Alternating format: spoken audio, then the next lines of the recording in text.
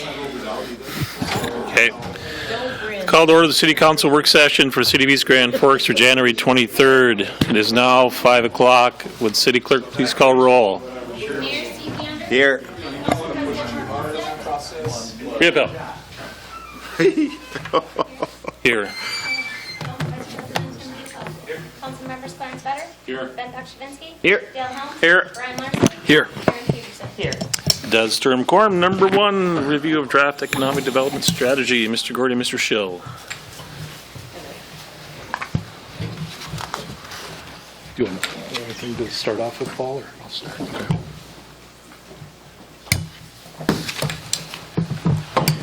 Good evening. At the end of October, City Council, the EDA, and several business people convened and talked about economic development and gained input, heading toward a strategy for economic development. And we're here tonight to update you on what it is that we need to get accomplished and the buckets of activities, and that will lead to the structure and possibly a revised job description for the new economic development director. And if I may, I'd like to turn this over to Mark Schill, who has a PowerPoint presentation. If I may, Megan, if you would like, I can forward you a copy of that. Great, thanks, Paul.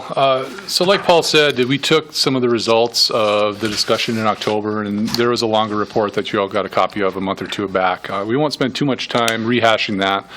We'll talk a little bit about some of the points we pulled from that and the takeaways we're using to move forward. And it's really to do two things. One, identify priorities, which cut across all of the work that the EDA and the city does in terms of economic development. What directions are we trying to take here? To get a list of those that we can either agree on or modify or change or add to.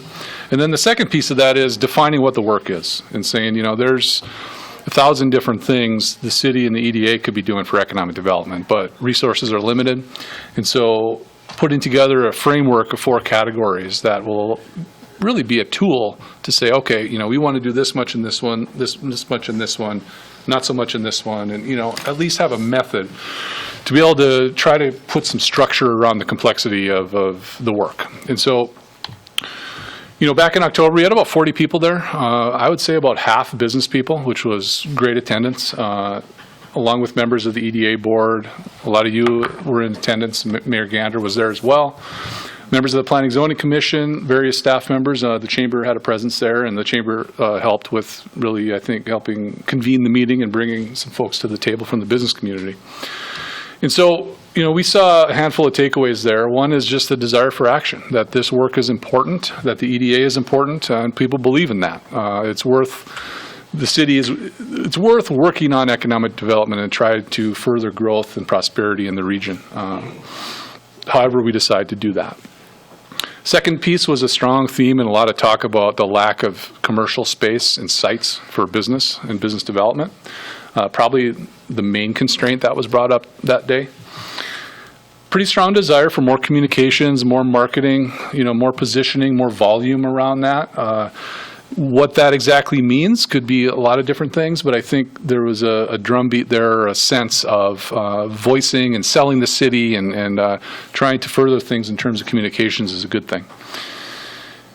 When we talked about the positives in East Grand Forks and what this community is about and the best things about it, I think folks gravitated towards community development types of things, quality of life, the assets, the lifestyle here and those types of things. So I think that's notable in terms of, you know, what do we have to sell? And then towards the end, there was some consensus around, particularly the EDA, to say that housing still matters, growing housing still matters, but that the EDA should look at getting directly out of the land development, site development, lot development business. Again, not to say to drop housing completely as a topic or an issue, but as we try to prioritize what the EDA should do, what the next EDA director should do, you know, that one could maybe be ratcheted down a little bit in favor of some other things.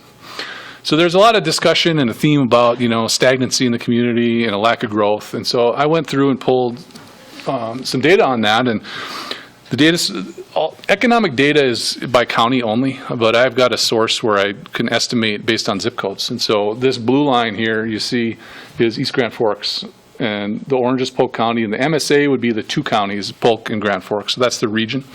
So yeah, there is a little bit of downturn here recently, or a lack of bounce back and rebound from the pandemic. That said, if you look at the region over 20 years, it's been relatively flat as well, right? And so that's the context when the city is growing and developing. Another key thing here is looking at what's the structure. What industries are high, what industries are low. So the numbers here are 100% would equal what the national average would be. So if the distribution of jobs, if the balance of jobs in the community was just like the rest of the country, every number would be 100, right? So what this tells us is, where are we strong, where are we over-concentrated, where are we under-concentrated? And so, not surprisingly, we're 8 times higher in ag and ag production, but almost 3 times as higher than the national average in manufacturing. That's important.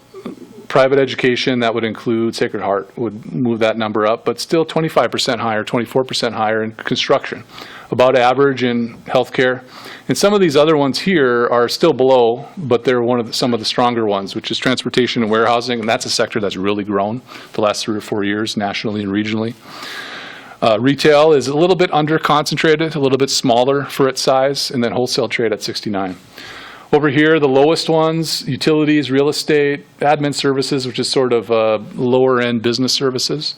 But this one is a key one, professional and technical services. So in there is any kind of high-tech service, but along with engineering, architecture, lawyers, accountants, those sorts of things. They're at, 67% lower than average there. Arts and entertainment's a little low.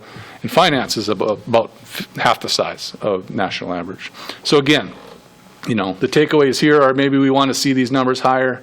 The retail is really close to average for the size of the community. But the strengths are really, the manufacturing number may be surprising to some. The other idea here is, how do we compare here in East Grand Forks on the right versus the Grand Forks numbers, right? And so again, the whole region is high in ag, that makes sense.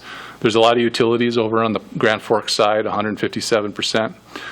Now, this is an interesting one here. Well, construction is about average, but there's been a lot of growth in the region in manufacturing lately, and it's come up to about average. And if you add in the state jobs and the state mill and elevator in North Dakota, that'd probably be about 100, about average. But again, so the concentration in manufacturing is really on the Minnesota side. And that's true of this part of the state, right? All the way through War Road, Thief River, but also within Polk County, significant in Crookston and the Foston region and all of that. But that's true in East Grand Forks as well. So remember, this is the zip code here. Retail, again, the region is a little higher, which makes sense. It's a regional center. It's a college town. East Grand's a little bit lower there. The finance, though, is about the same. That's just a low number for the region. Same with professional and technical services here. That's just an issue in this economy, more so than it is an issue in East Grand Forks. And then down here, accommodation and food is higher than average, so which makes sense. There's a strong restaurant and hospitality sector here. That we all know that, right? But the numbers confirm it. Here's a look at manufacturing in the zip code here. There's just about 750 jobs. The biggest sector is food manufacturing at about 280, and crystal sugar would be a piece of that, big piece of that. But machinery, primary metals, transportation, vehicles, electrical equipment, metals, a lot of metals and that sort of thing. And you can see over here, these are all high-paying jobs. That includes benefits and as well as pay. And so that's one reason why economic development efforts obviously target this sector, is it brings wealth to the region. A lot of discussion too about retail, right? And to most people in any community, what stores are on the corner or on the highway are really, that's the concept of economic development. That's how most people see it, right? I think it's important to look, this is the 5-state region jobs numbers for retail. I just picked the 5-state as a regional effort, both Dakotas, Minnesota, Iowa, and Wisconsin. So you see back here to 1990, the last boom of shopping malls and big box stores and e-commerce hit, right? Retail has been basically flat for 20 years across the region, across the country. You can see obviously the pandemic right there, right? And some rebound. But I think the point being is retail itself nationally hasn't expanded that much. And so to really expect a big growth in a community like this, you're swimming upstream. Here's the regional manufacturing employment. It's not seasonally adjusted. That's why you see those spikes. But, you know, yes, it looks like a big drop here in the last 5 or 10 years or since 2015, but as we found in working with the Chamber and both cities and the EDA a couple of years ago, if you line up the Canadian exchange rate with this curve, here, right around here is where it was $1 par, and it started dropping, and retail followed right with it. And so, yeah, it feels like retail has shrunk in the region, but that's because it was a boom right before that due to the exchange rate. And so I think, again, this context matters, where we go back to the mid-'90s, and you can see the flood, obviously, right there, and the pandemic over here. It's been basically the same number of jobs in this region in retail. And so, again, yes, we would want to see more retail in East Grand Forks. How realistic that is, it's sort of shuffling around chairs on the deck of the boat, right? There isn't probably going to be a ton of retail expansion. It's not really a growth industry, put it that way. So that, again, that's important context as we think about what the opportunities are in this community.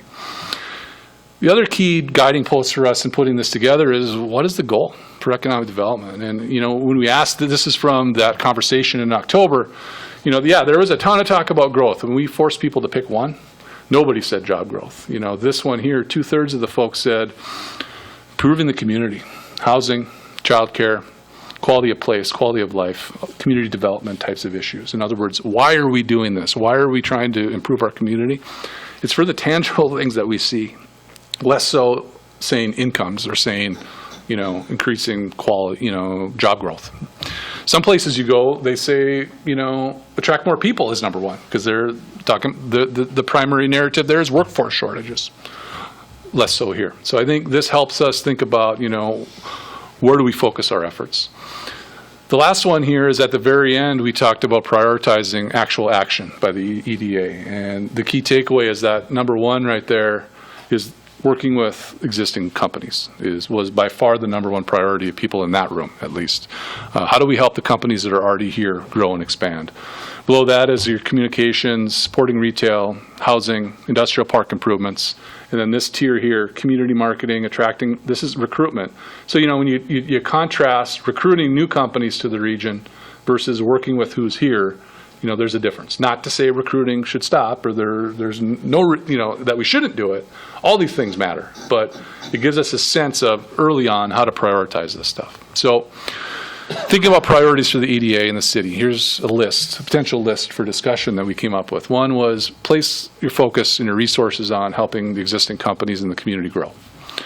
The second one is look at this issue of commercial real estate space and sites and see if there's anything the city and the EDA can do to help improve that situation. Whether it's incentives or, you know, whatever else, focusing resources towards that. This general increase in focus on marketing and communications, and so that could be certainly at the city. There's other within parks, the library, other entities in the city have social media feeds, have different elements of marketing that the EDA could work in concert with that, or it could become a priority for the EDA. So all those things, how to do that, could be yet to be decided, but certainly that's a key discussion. In this, the business community is clearly at the table.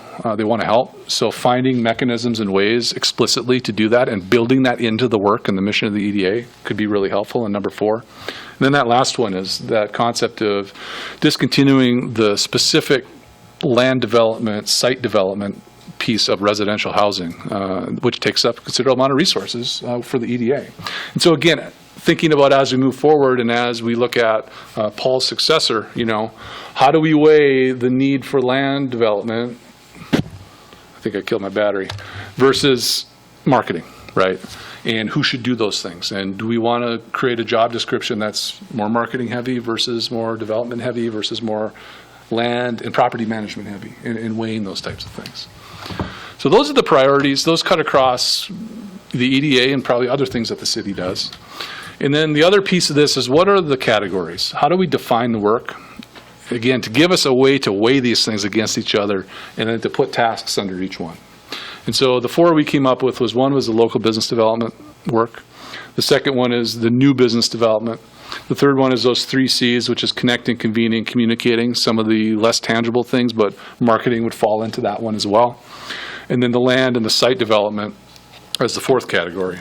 And so a little bit more specifically, right up in the upper left is that local business. That would be the retention efforts, working with the companies that are here, meeting with them, the business retention visits, the communication. Administering and coordinating the programs that are in place for those companies, the funding, the workforce, those sorts of things, and then supporting the existing retail. Over on new business on the upper right, that would be the business, any business attraction work that's happening, along with working with entrepreneurs and new businesses that way. Then those folks may already be in the community. The connect, convene, communicate includes the marketing, includes communications facilitation. The effort we're undergoing right now would be a part of that. When the city has convening power and asks folks to come and talk about the future, 40 people showed up. I mean, I think that's significant. Work on quality of life and those assets. And then workforce falls under there too as well, because the sense was that workforce is really about partnerships and about linking companies and employers in the region with programs. The EDA is not likely to engage directly in any workforce development work. Land and site development, number 1, is the work on those commercial sites and figuring out what to do there. The second would be housing. So those are those 4 categories. They could change. We could add or delete things from there. We could delete categories entirely if we needed to. But again, the idea is to create that framework to say, okay, now we have a sense of this.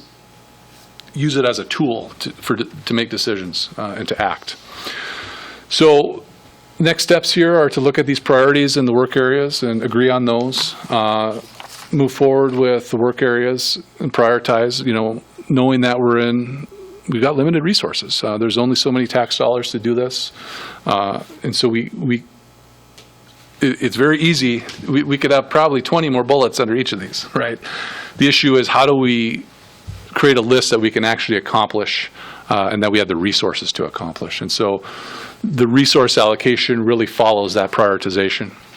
And then down towards the bottom is to say, okay, do we need to restructure the EDA? As we write a new job description for the EDA director, and some of those decisions that are already ongoing, is actually to make those changes, right, and to keep moving forward. So Paul, I don't know if you have anything to add to that, but that's kind of the end of what we had. So the new information here is really that set of priorities of those 5 things, and then those 4 work areas as an effort to solidify and all sort of come to consensus on what is the work, so that once we do that, we can say, okay, now how do we define that work, and how do we prioritize it? Just really looking, are we headed in the right direction? Is this information headed in the right direction so that we can continue to move forward? One question you have, I saw at the bottom there, why is Northland not in our county? Why is? Yeah, I don't know. So the question is, I should have mentioned this, I forgot as we were discussing. When I looked at that data, the data comes, the main job data comes from the unemployment insurance reporting system. And so, employers obviously report that back to states and back to the feds, and that becomes the official job counts. When I looked at this zip code, it was very clear that those jobs were not counted in there. So I made that note just to say there's more jobs there than that. Mm-hmm. I would guess that they must report them through the Thief River Falls, Pennington County location, and it just is never delineated. So I don't know I don't know that for sure, or if that could be changed. But I think it certainly would give us a better look at what is here in East Grand Forks if those jobs are located here, right? And similarly, when we looked at the management jobs show 0, but that's because they're looking for a place that's at headquarters where there might be manufacturing elsewhere.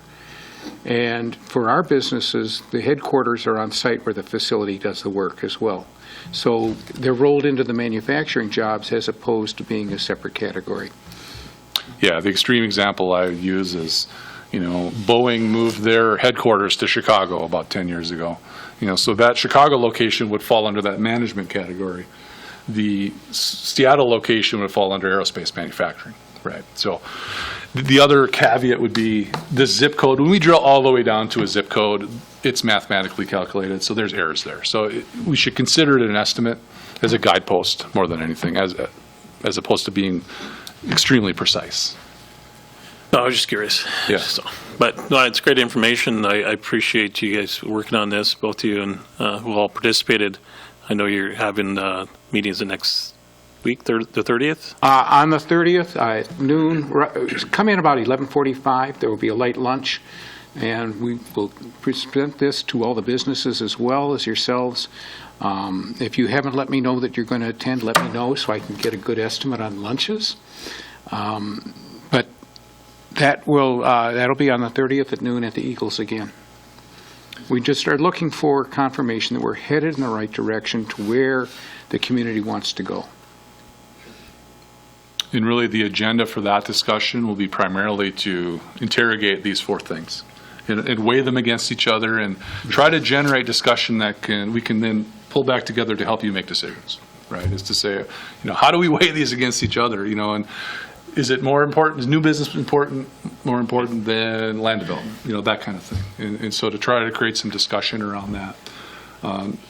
That said, not everyone in any given room or discussion has all of the information, right? And so we take that input, we combine it with what you know and what you know in running these programs and try to come up with a way forward. Mayor? We've seen planning efforts like this in the past. Some of them go well and yield very good results, and some not so much. And the times when I've seen them go south, one of 2 things happens. Either one, you take the plan and it's beautiful and it goes on the shelf and nothing happens. And the second way they can go south is you can take off and just go and not get continued input even as you leave the ground. So, and I know you're not doing that. I know you're not. I'm not ripping anybody, but I'm just saying historically when these fail, they fail by inaction, or they fail by just, okay, we've seen the light, we're going to go light, and it's like a Scud missile that's got no guidance whatsoever. And so to get that continued input from the business owners and whatnot, and then the one other piece that I've noticed with this effort, maybe somewhere along the way we can bring in some input also from the consumers, right? What are you all looking for in our EDA as to grow? Do you want more retail? Are you thinking jobs? A little bit of an intentional consumer input. We've gotten super good input from the businesses. Now go to the consumer side, and then there's your guidance, as you come out of the starting gate with continued guidance with good input. One of the things that Mark talked about earlier today was the importance of having maybe quarterly meetings with the businesses early in the morning where we sit down and talk and have that as an ongoing activity. One of the things I have done with the EDA is each January we go through and we review the priorities, and I didn't do that this year because we're working on this for future priorities, but go through. And one of the things I would suggest that we do as a community is every couple of years when there's a new council elected, convene and go through the strategy and the priorities and where we want to focus to make sure that the EDA and the city council and the other people who are making decisions on the city level are all together in what they're doing. And that could even roll into our annual planning, a little portion of that. Yeah. Thanks. Yeah, there's no question that what the work the EDA does and the city does is very intertwined. And the other thing I would add is, that number 4 on there, that's very intentional. And for exactly the reasons you state, Mayor Gander, is that, particularly that we have a situation where there's people at the table that want to, I think, not just provide input, but help where they can. And I think leveraging that is critical. And I think also recognizing that, we're trying to rewire the economic DNA of a place, right? And in a society of immediate gratification, we're talking about a 10, 20, 30-year payoff on some of this work, right? That said, probably the best way to do this is to just start working and iterate, right? But create a mechanism so that we can evaluate that iteration, right? There is no linear recipe here that says if we do this, and this, growth will occur, right? It's a mix of things that we don't necessarily know what may or may not work. So, if we can get trust built up to the level where we can iterate and experiment a little bit, but again, using this as a framework to do that, to be able to say, we're going to add, this year, we're going to add 3 things under connect and convene and delete 3 others and see if they work. right? Or we're hearing that this is working, we're going to elevate that. So there's a method to be able to plug and play those things, because I think you're right that the other thing that I've seen of the common denominator in plans that sit on a shelf is, they're just created in a vacuum. And the truth is, we could pick 5 people out of this room and sit down in a day and probably come up with a pretty good plan that's going to be 80% accurate, right? But without that buy-in, without the people that are engaged in the economy, the businesses that actually are doing this work at the table, we need their ideas, because they're the ones that are going to carry out a lot of these things, right? And, economic change is thousands of small individual decisions that accumulate, whether it's small businesses, large businesses, or consumers, And so I think recognizing all of that and being okay with that complexity, but sort of leaning into it in a way. And as a smaller community, we probably have the nimbleness and flexibility to get folks around the table to get things done, and leveraging that. That's a positive of being a smaller city, and so I think recognizing that and leaning into those things could be helpful. It's one of the reasons why the EDA agenda always includes what the goals are for the EDA. It's on every agenda so that it's always there as a reminder for what we need to be doing. Anybody else have anything on that? I see none. Appreciate it. Look forward to next week. So. And if you have comments or have thoughts after the meeting or whatever, email them. And I will share them with Mark, but if you get them to me, I will make sure that Mark gets them as well. One more quick thought, and this is also kudos to Barry. It's to everyone involved with this. As you know, at that meeting, we had a few people who were not pleased. And coming out of that meeting, those people have been woven into a process to say, in an ongoing way, we want that dialogue so that we can steer this in the right direction. So those ones who had the voice of dissent have actually been brought into the conversation in a more productive way. I feel like that's another really good outcome of all of this. Yeah. Thanks. Thank you so much. Appreciate it. Guess we'll move on to number 2, update on neighborhood revitalization program. Mr. Gorte. Last year, Gate City Bank invited the city to participate in its neighborhood revitalization program, which is a home improvement program. They've invited us, a couple weeks ago, they invited us to participate this year. We agree that we think it's a great idea. There is one issue we ran into last year, in that we had some difficulty sometimes reminding people after they got their loans they needed to come back in to get permits. So we've been working on ways to make sure that they will get their permits with, for example, with a reminder that the bank would give them at the time they get the loan, something that they sign when they come in here, because it goes to us first and then to the bank, saying that they acknowledge that they have to come in to get a permit. Maybe an authorization that will allow us to get the information from the bank that they have gotten a loan, not necessarily the amount, but the fact they've gotten a loan, so we know we can make sure that follow up. So we're looking for ways to improve that. But this is just information to let you know they want to do it again.